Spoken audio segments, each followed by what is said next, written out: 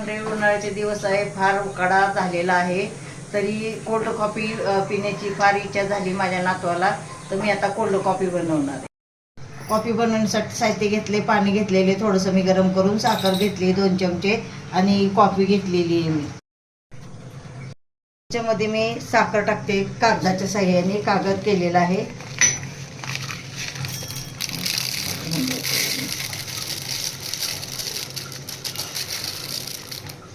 साखर टाकलेली आहे, वरून मी अशी कॉफी टाकते.